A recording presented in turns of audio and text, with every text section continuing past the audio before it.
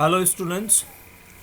आज मैं लेने जा रहा हूँ मिनी प्रोजेक्ट 2 जो MBA AKTU में दिया हुआ है। तो उसका एक एग्जाम्पल लेके एक टॉपिक लेके हम समझने की कोशिश करेंगे कि हम इस पे कैसे वर्क कर सकते हैं, कैसे इस रिपोर्ट को बना सकते हैं। तो चलिए शुरू करते हैं।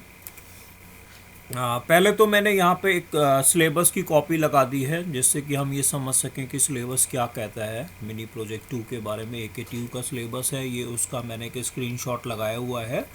तो इसमें ऑब्जेक्टिव लिखा हुआ है to identify the issues and challenge of the industry. तो इश्यूज एंड चैलेंजेस एक इंडस्ट्री के हमें आइडेंटिफाई करने हैं, हमें समझने हैं। Then second is to able to prepare report on application of emerging technologies in the selected industry. The second part is that हमें समझना है कि जो selected industry हम ले रहे हैं उसमें इमर्जिंग टेक्नोलॉजीज़ कौन कौन सी हैं और उनका क्या रोल है। तो इस तरीके से हमको अपनी रिपोर्ट बनानी है। क्या करना है हमको एक इंडस्ट्री लेनी है और इंडस्ट्री चूज़ करके हमें फाइंड आउट करना है उसमें करंट ट्रेंड्स क्या चल रहे हैं, इमर्जिंग इश्यूज़ क्या चल रहे हैं और उसमें जो लेटेस्ट टेक्नोलॉजीज़ हैं उसका क्या रोल है। लेटेस्ट टेक्नोलॉजी के बारे में मैंने जो और वीडियो बनाया है मिनी प्रोजेक्ट 2 में, वो मैं अभी उसका लिंक डिस्क्रिप्शन बॉक्स में लगा दूंगा, वहाँ से आप जाके भी उसके बारे में देख सकते हैं। तो क्या करना है हमें, यहाँ पर मैंने लिखा हुआ है हमें एक इंडस्ट्री चूज़ करनी है और यहाँ पे हमें ये ध्यान रखना है कि हमें कोई कंपनी या फर्म चूज़ नहीं करना, इंडस्ट्री चूज़ करना है। Like we are talking about automobile industry से for example, not we are talking about Maruti. तो एक तो ये हमें ध्यान में रखना है। अब इसमें एग्जाम्पल हम ले सकते हैं कंपनी या फर्म का, बट ओवरऑल रिपोर्ट का वो मेन थीम नहीं होना चाहिए। That can become a part of your example of the selected industry.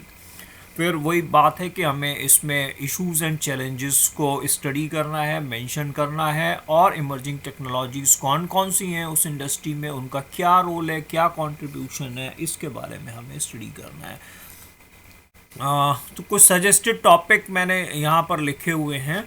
ये जैसे रिटेलिंग से रिलेटेड, अगर मान लीजिए हम अपना करियर बनाना चाहते हैं तो मैं एडवाइस करूँगा कि हम रिटेलिंग से रिलेटेड टॉपिक लें।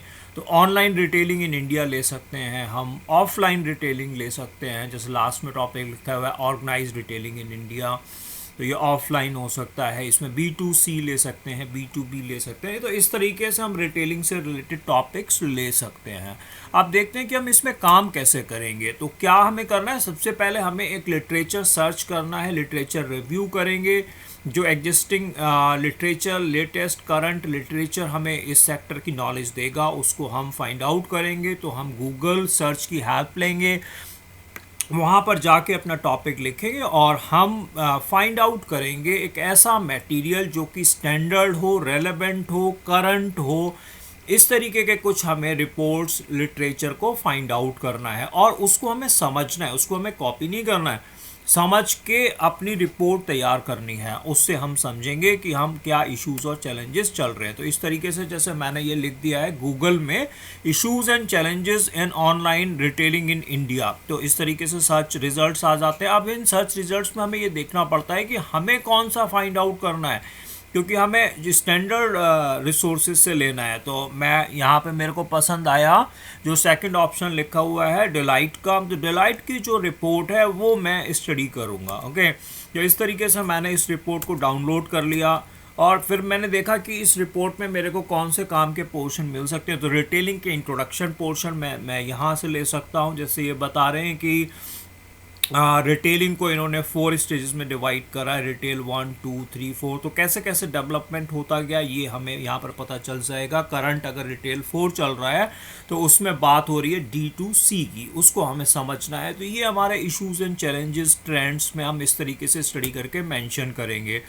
ये इन्होंने ड्राइवर्स बताए हुए इंपॉर्टेंट फैक्टर्स कौन कौन से हैं रिटेलिंग के, ये हम ले सकते हैं। देन हमारी जो टेक्नोलॉजी का पार्ट है वो भी हमें मिल रहा है कि ये बता रहे हैं like we are using in retailing we are means virtual reality, augmented reality, mixed reality, immersive technology, 360 videos. तो इस तरीके की टेक्नोलॉजी के बारे में हम इसमें मेंशन करेंगे। फिर ये देखेंगे हम स्पेसिफिक और सर्च कर सकते हैं इन पर्टिकुलर टेक्नोलॉजी से रिलेटेड। ओके, और अगर आपको लग रहा है कि ये वीडियो अच्छा है, आपके लिए हेल्पफुल है, तो ज़रूर इसको सब्सक्राइब करिए।